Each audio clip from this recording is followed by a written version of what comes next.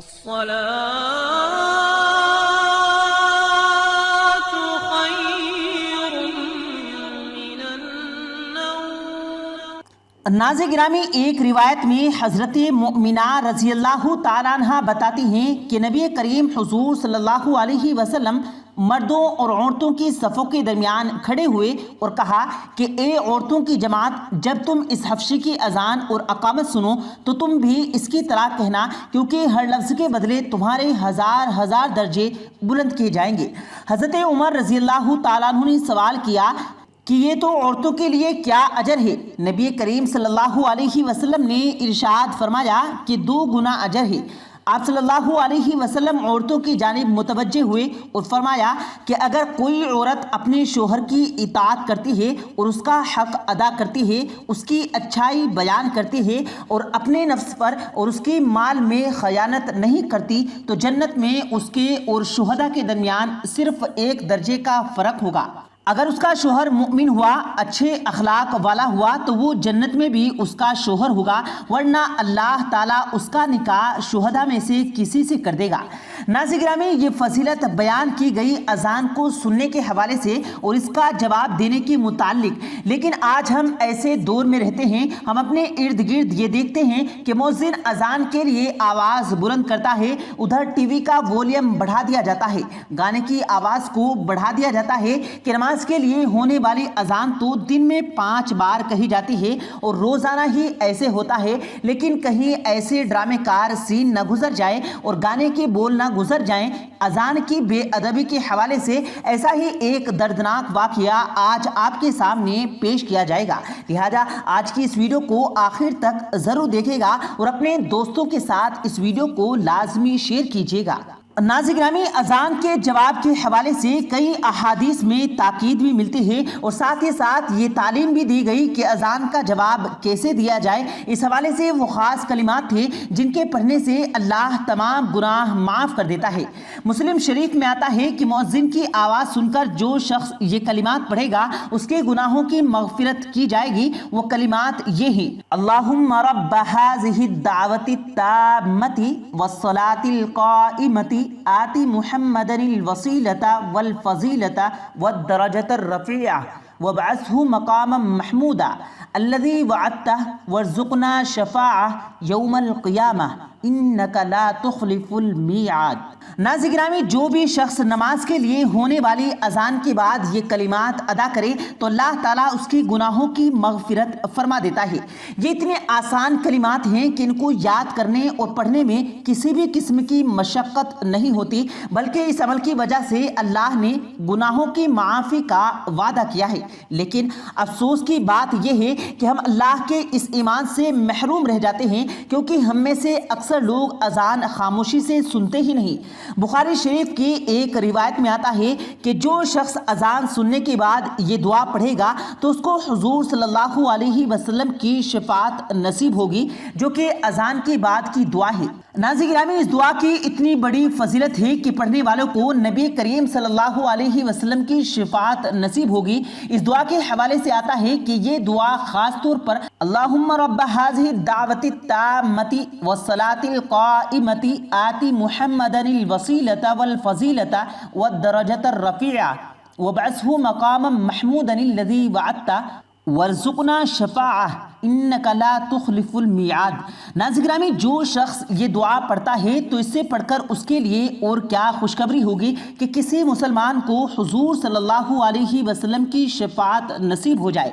اس لیے ضروری ہے کہ اذان کو خاموشی کے ساتھ سنا جائے اور سن کر ان دونوں دعاؤں کا اہتمام کیا جائے۔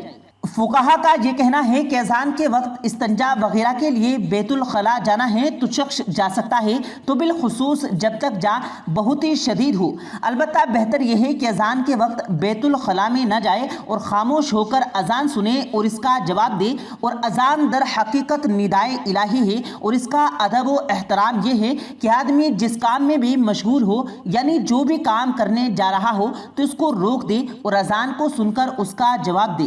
नाज़रीन गिरामी, इसी तरह ये भी कहा जाता है कि मगरिब की नमाज के लिए अजान के बाद क्योंकि वक्त बहुत कम रह जाता है, इसलिए मगरिब की अजान से पहले ही तमाम कामों से इंसान फारिग हो जाए ताकि जमात भी फोत ना हो और अजान का जवाब भी दिया जाए और अजान के बाद की दुआएं भी पढ़ी जाएं। अजान के वक्त बैतुल खला जाने को मुअख्खर कर दिया जाए, क्योंकि इंसान जब बैतुल खला जाता है तो वहाँ पर तो बात करने के लिए इजाज़त नहीं। ऐसे में अगर इंसान अजान के वक्त जाता है तो उसका नुकसान ये है कि अजान के अल्फाज को दोहराकर जवाब नहीं दिया जा सकता और ना ही अजान के बाद की दुआओं को पढ़ा जा सकता है। अब नाज़रीन गिरामी, जिक्र करते हैं उस वाक़े का जिसका आपको आगाज में जिक्र किया गया था। नाज़रीन गिरामी, वाक़या कुछ इस तरह से है कि एक शख्स ने अजान की बेहुरमती की, जिसका उसको नुकसान भी उठाना पड़ा और नुकसान बहुत ही शदीद था। नाज़रीन गिरामी, होता कुछ यूं है कि अजान के वक्त उस शख्स के हेडफोन लगाकर गाने सुन रहा होता है, जबकि उसका छोटा भाई भी पास मौजूद होता है। जैसे ही अजान का आगाज होता है तो वो अपने भाई से कहता है, क्या वजू करो और नमाज के लिए चलते हो। ये शख्स अपने भाई को सबक देता है और अपने हेडफोन पर जो गाने लगे होते हैं उसका वॉल्यूम मजीद बढ़ा देता है और गाने सुनने के लिए बैठ जाता है, जबकि उसका छोटा भाई उठता है, वजू करता है और नमाज पढ़ने के लिए मस्जिद में चला जाता है।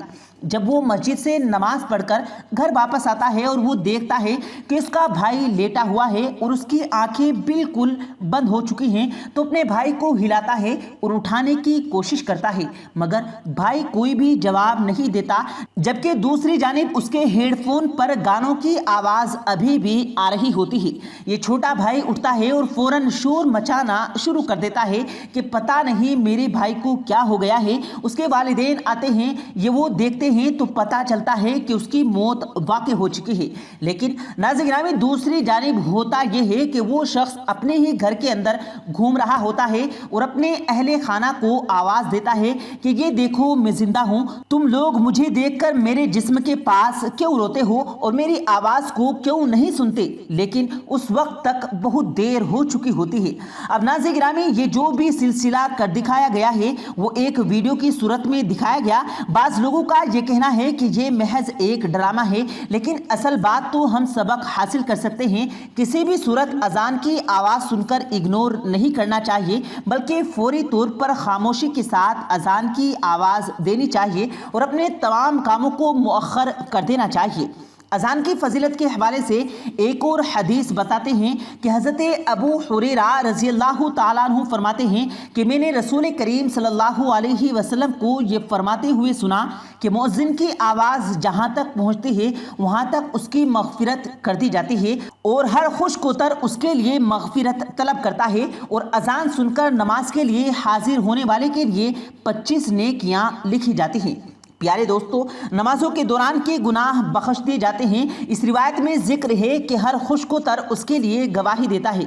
गोया इसमें जिन्नो इंस, हैवानात, नबातात, जमादात सभी शामिल हैं। और फिर इसी तरह से एक और रिवायत में है कि हुजूर सल्लल्लाहु अलैहि वसल्लम ने फरमाया कि अगर लोगों को अजान की पहली सफ के अजर सवाब का इल्म हो जाए तो वो इसको हासिल करने के लिए खून रेज़ी भी करें और इसके इनाम को पाने के लिए आपस में कुरान निकाला जाए। नाज़रीन गिरामी, अजान को सुनने के हवाले से और अजान का जवाब देने के हवाले से फजीलत आपके सामने बयान की गई है। अल्लाह पाक से दुआ है अल्लाह पाक हमको अजान सुनने और उसके एक एक लफ्ज़ पर अमल करने की तौफीक अता फरमाए। आमीन, अल्लाहुम्मा आमीन। प्यारे दोस्तों, उम्मीद करते हैं आपको आज की हमारी ये वीडियो ज़रूर पसंद आई होगी। अगर आपको ये वीडियो पसंद आया हो तो इस वीडियो को दिल से लाइक करें और ज़्यादा से ज़्यादा लोगों तक इस वीडियो को सवाब की नीयत से शेयर करें। और इस वीडियो के बारे में आपकी क्या राय है कमेंट सेक्शन में अपनी राय का इजहार ज़रूर दें। और मज़ीद इसी तरह की रोज़ की वीडियो पाने के लिए हमारे चैनल को ज़रूर सब्सक्राइब करें। मिलते हैं फिर एक नई वीडियो के साथ, तब तक के लिए अल्लाह हाफिज़।